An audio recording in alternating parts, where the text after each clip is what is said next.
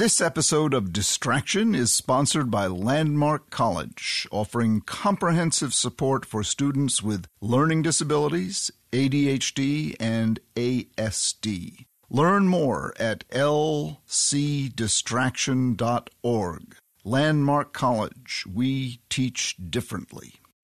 Something set me off, and I'm sure it was something little. My kids were young at the time.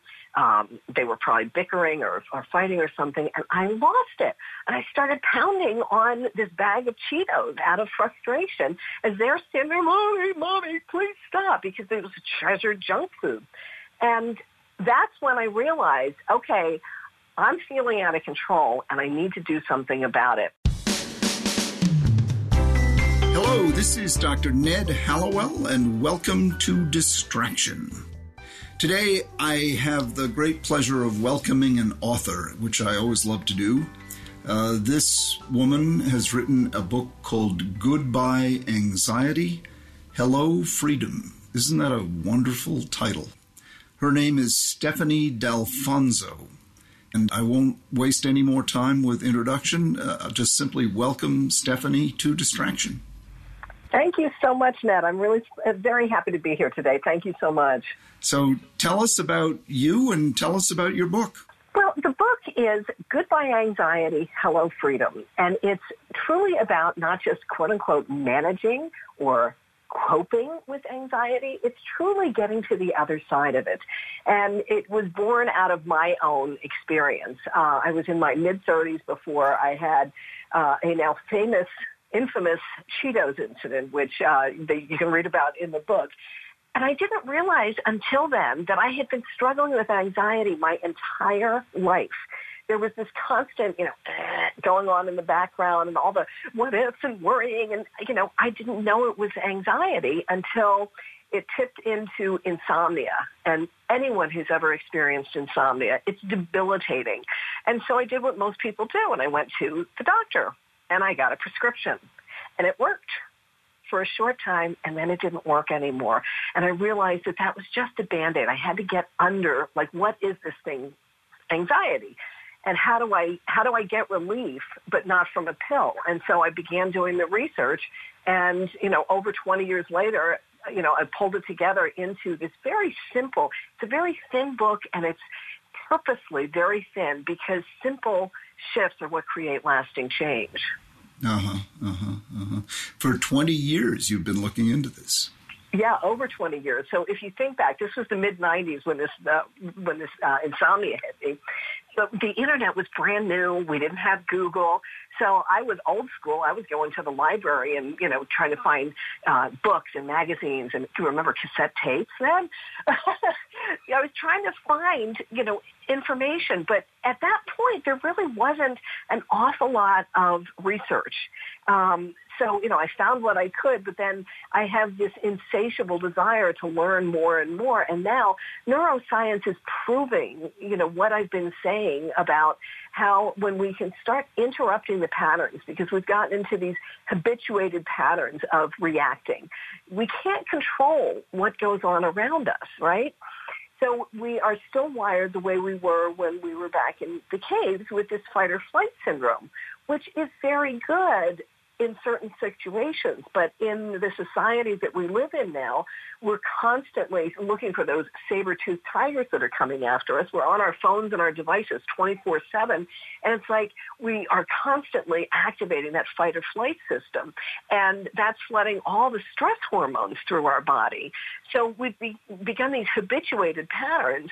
My strong stance is, because it's in my own life, but also with thousands of clients now, that when we begin to build up these simple strategies that I outline in the book, when we have a couple of these that we weave in and out of everyday life, that's how we overcome anxiety, because then our habituated response begins to be, when I respond, I can stop, think, and then respond instead of that automatic reaction. Now, you say thousands of clients. Are you a professional?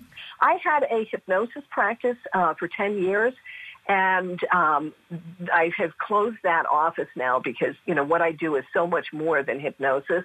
But so you're not a social worker or a psychologist or something like that? No, I'm not a mental health professional. I am a hypnotist, neuro-linguistic programming, a lot of complementary approaches.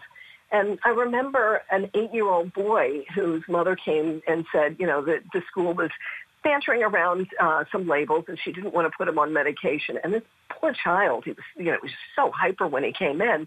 And I taught him just this one simple technique, and then had him smell some lemon essential oil. And inside of 5 minutes, the young boy was now snuggled up under a blanket, sucking his thumb. That's wonderful. So what are some of your leading tips and treatments and methods for someone who really is a chronic worrier? So something that's so simple is I usually, when I do this in person, I have a tennis ball in my hand, and I, toss the tennis ball from your left hand to your right hand, back and forth, back and forth. And if you just do that now with me, Ned, and your listeners, as long as you're not driving, just put your hands together in front of your heart and swing one hand out and back, the other hand out and back, out and back, out and back. And you'll begin to feel things start to calm down a little bit. And the reason that this works is because we're activating both sides of the brain. So we're activating both the left side and the right side of the brain, and it's telling us, oh, now it's time to just calm down. Like, that's so simple, and it doesn't have to be complicated. I did this, I don't know why, when my son was graduating from high school. I was very anxious, and I don't know why, and I didn't have a tennis ball with me. I had one of his lacrosse balls, which is really a very thick and heavy ball. And so because I was nervous, I'm tossing it back and forth, dropping it, and it's going thud, thud, thud down the metal bleachers. So I recommend a tennis ball instead. What are some others? You say you've got more than 35 methods. Yes, one of my clients' favorites is called square breathing. And if you just do this with me, imagine that you can write a square on the desk or in front of you or on a piece of paper. And I'll explain it first, and then I'll guide you through it. You start with your finger in the upper left-hand corner of the square, and as you trace it across the top, you're breathing in to the count of 4. Then as you go down the outside, you're holding your breath to the count of 4. Then along the bottom, you exhale to the count of 4. And then when you come back up, the left side of the square, you're holding to the count of 4. And you do this several times. And the reason that this works so well is most of us, for our entire lives, we've breathed in and out and in and out. And so we're doing a pattern interrupt with that holding the breath. And so again, it's giving a different signal from our brain down to the rest of our body saying, oh, okay, we're doing something different. Let's calm down. Mm-hmm. Mm-hmm. Do you find that there are different types of anxiety? Oh, yes. Yes, and it's really interesting. Somebody asked me recently, is all stress and anxiety bad? And it's not, because if you think of, when I said I was feeling anxious when my son was graduating from high school, I was so excited, and I was not worried about something, but I was feeling anxious. And a bride on her wedding day may feel anxious. And then there's the what if train. I have found that we get into that habituated thinking of, what if? We always, focusing on, what might happen. And I used to do that. I used to do that all the time. And my husband and I have been married for 34 years. And so he's lost many jobs over the years. And he would come home, the poor man, he's already experiencing angst from losing his job. Then he'd come home to me, oh my gosh, what are we going to do? Are we going to lose the house? And what if? And then finally one time he came home, and he came home to a loving wife who put her arms around him and said, okay, we'll work it out. We'll get through this together. And I didn't change him. That's something that, many of us, when we're trapped in that cycle of anxiety, we think it's the other person. And so we're trying to change them when it's really, we've got to be looking them back in the mirror. Right. But if you don't worry at all, we call that denial, right? Yes. Yeah. Yeah. So the complete absence of anxiety is dangerous in its own right. So what are different types of anxiety? Well, it's really in some ways it's a catch-all because people will use stress and anxiety, interchangeably. And like if you look at now, I was at a workshop a couple of years ago with Tony Fadell, who was the inventor of the iPod and the first couple of generations of the iPhone. And he said that these devices are intentionally meant to be addictive, and that when you're swiping down on the screen, it's like pulling that lever on the slot machine. And so he talks about how these devices are bringing a lot more stress and anxiety into our society. And if we look at children, teens, and young adults are experiencing crisis levels of stress and anxiety now. College campuses cannot give enough resources to help the amount of students who are clamoring for it. And so part of my response to that is I've said for years we need to be teaching kids how to deal with their emotions in a healthy way. So for my book, I model Tom's shoes and Bombas socks that for every book I sell, I donate one back to a school or organization that will teach the kids how to emotionally regulate themselves. Because, anxious parents have anxious kids. I know that from my personal experience and from, all my clients that, we take on our parents' anxiety. So I can think of like an adult cop years ago who came to me in my hypnosis practice. He had developed this, fear of driving on highways. And it came from one of his parents having an anxiety attack, a panic attack while driving, and they had to pull over to the side of the road. So we got to that core issue, did the healing work around it, and then he was able to go about his life again.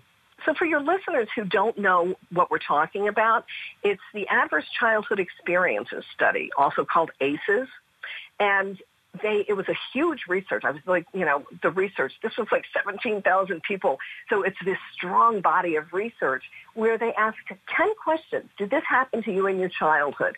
And it's, emotional abuse, sexual abuse. A lot of bad stuff, right. Yeah. Right. And the higher you score on that, the more likely you are to experience depression, suicide attempts, heart disease, addictions as adults. So it's not... when Oprah, right before my book published last year, Oprah was on 60 Minutes talking about this, and I was so excited to see her bringing this to a national audience. And she said, it's not what's wrong with you, it's what happened to you. Right, yeah, that's a good way of putting it, yeah. And anxiety is often a reaction to what happened to you. Yes. And so this is why I'm so passionate about helping children because, you and I both know from firsthand experience, what happens in childhood doesn't stay in childhood. No, absolutely. And the good news that you're spreading is that whatever it is, you can find ways of turning it into something that's positive. Yes. And,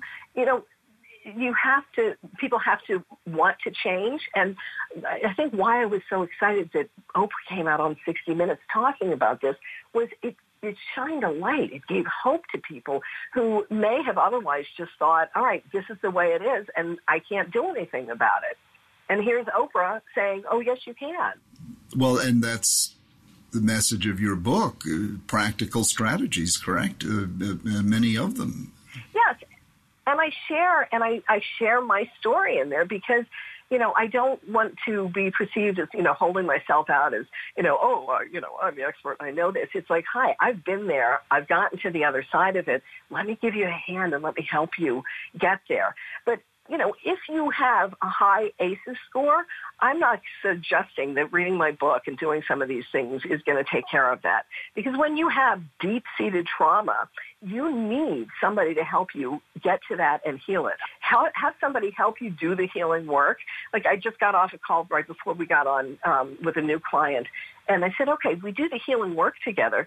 And then you have to do in between, you have to do these techniques. It's not like, you go and work on healing the trauma and then, because life is going to keep throwing you curveballs. The reason I have 35 different techniques in the book is because one size doesn't fit all. Find 3 or 4 of them that work for you, weave them into everyday life, and you will find more peace, more calm, more balance in your life. Right. Now, at the beginning, you mentioned a story about, was it nachos or Kringles? What was it? Cheetos. Cheetos. Yeah. So my defining moment for this was something set me off, and I'm sure it was something little. My kids were young at the time. They were probably bickering or fighting or something, and I lost it. And I started pounding on this bag of Cheetos out of frustration as they're sitting there, Mommy, please stop, because it was treasured junk food.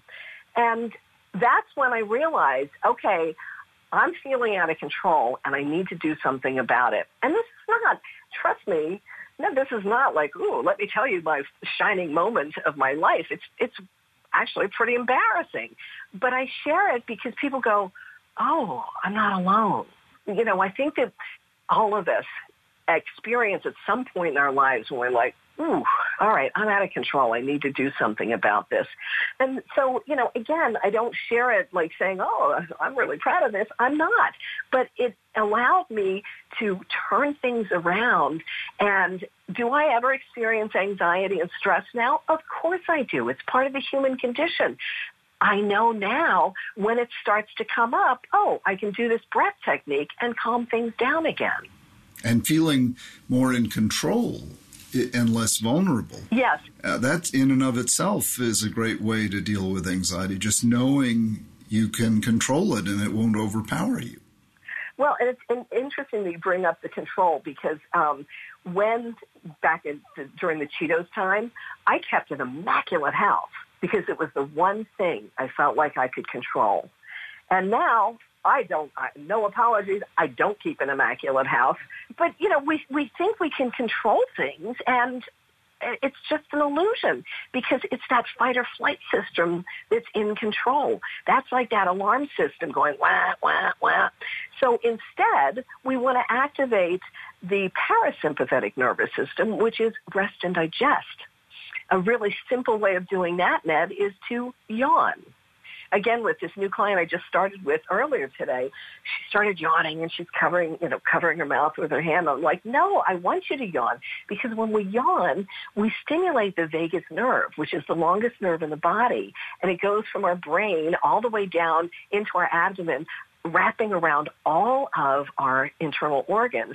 And so it's that, rest and digest signal. And the more we can activate that, the less the automatic wah, wah is going to keep going off. Mm-hmm. You're just saying yawn just stimulated a yawn response in me. Yes. And it's not that you're boring. I just yawned, and I find you very interesting. So it's a misconception that when you yawn you're bored. It's not true at all. It doesn't matter if it's an involuntary yawn or if it's just. You still get the same response. Yeah, it's a very friendly kind of thing to do. Dogs do it all the time, and they're the friendliest things in the world. Right. And you know what another thing that dogs and other animals do that we as humans don't, as a rule, is they shake it off. If you see an animal in flight, right, they get to where they're safe and they shake it off. And so that's one of the things that I talk about in the book is literally shake it off. You can just shake it, whether it's, just standing up and shaking your whole body or shake it as far as dancing. But that physical movement can, again, trip the parasympathetic nervous system. Yeah. Yeah, this is wonderful. This is really wonderful. You're a wise lady with a lot of practical tips, and you've written a wonderful book. Thank you. Thank you very much. Goodbye Anxiety, Hello Freedom. That's just wonderful. You've written a wonderful, helpful book that will be a treasure for an awful lot of people, because there are an awful lot of people who really are imprisoned by anxiety and worry, and your book is one book that can help set them free. Thank you so much for joining us. You're a pleasure to talk to you. I really enjoyed our conversation, and I'm sure our listeners have as well. Thank you so much. Now, if I can just say, if your listeners would like to get 5 of the techniques from my book, they can go to 5easyways-to-calm-anxiety.com and download 5 of the techniques right out of the book. Wonderful, wonderful. Thank you so much for joining us. Thank you, Ned. Goodbye, anxiety. Hello, freedom. Stephanie Dalfonzo, thank you so much for joining us. My pleasure. Thank you, Ned. Well, this is Dr. Ned Hallowell.